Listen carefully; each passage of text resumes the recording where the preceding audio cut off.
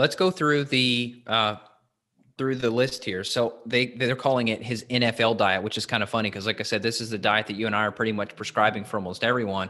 He's saying here that, of course, he's got a private chef. Of course, at that level of wealth, you're going to have private chef. 80% of what he's eating is vegetables. He's getting the freshest vegetables. If they're not organic, he doesn't use it.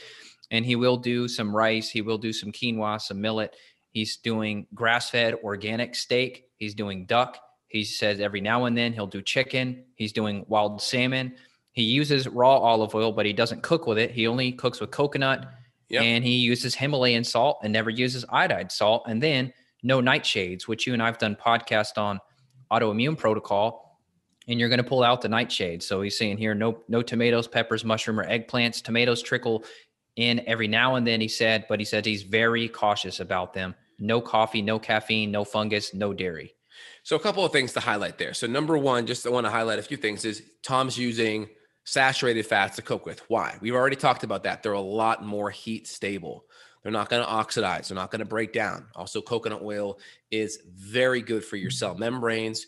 And if you're kind of switching into a fat burner status, right, you kick off a lot of ketones, a lot of fatty acid metabolites called ketones from coconut, which is very high in medium chain triglycerides, right? This is C6, C8, C10, C12, right? Capric, caprylic, caproic, and lauric acid. These are your medium chain triglycerides. So very important for fat burning.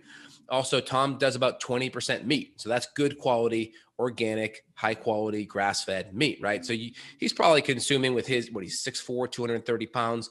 So he's probably consuming about at least 3,000 to 4,000 calories a day if he's really active and working out. So you can imagine he's probably consuming about, I'm going to guess, between 160 to 250 grams of protein a day, probably around that, depending if he's lifting or how sore he is.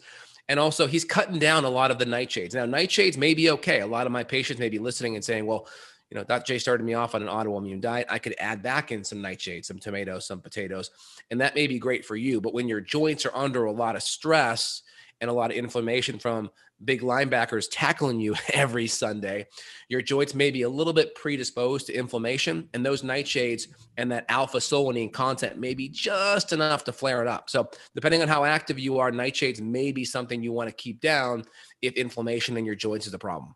Yeah. And, I think with the fruit thing, it's interesting too. He's saying he's not really doing fruits. Occasionally does something in a smoothie, maybe some berries or banana in a smoothie, but beyond that, he's not really doing fruit. So, yeah, you would assume he probably is, I wouldn't say keto because he does say he is doing some grains, some rice and stuff. But in general, this is what you and I are doing every day personally, every day clinically. He's saying he does do nuts, or he'll do a organic salad, and that could be roasted chicken with guacamole and mixed nuts.